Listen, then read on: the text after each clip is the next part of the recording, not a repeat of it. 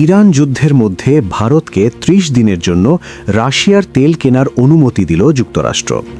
79th United states secretary of the treasury সামাজিক যোগাযোগ মাধ্যম এক্সে এ তথ্য জানিয়েছে ট্রেজারি সেক্রেটারি স্কট বেসেন্ট।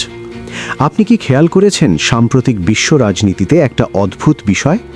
বছরের পর বছর ধরে যুক্তরাষ্ট্র বিভিন্ন দেশকে রাশিয়ার তেল না কেনার জন্য চাপ দিয়ে আসছে, কিন্তু হঠাৎ করেই ইরান যুদ্ধের উত্তেজনার মধ্যে যুক্তরাষ্ট্র ভারতকে ৩০ দিনের জন্য রাশিয়ার তেল কেনার অনুমতি দিল। কেন এমন হলো? চলুন বিষয়টা সহজভাবে বুঝি।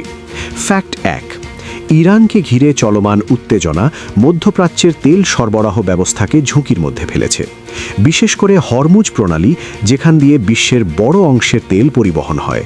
যদি এই রুটে সংঘাত বাড়ে তাহলে বৈশ্বিক তেল সরবরাহ হঠাৎ কমে যেতে পারে। ফ্যাক্ট ২, ভারত বিশ্বের অন্যতম বড় তেল আমদানিকারক দেশ। দেশের প্রায় ৮৫% তেল বিদেশ থেকে আমদানি করতে হয়, তাই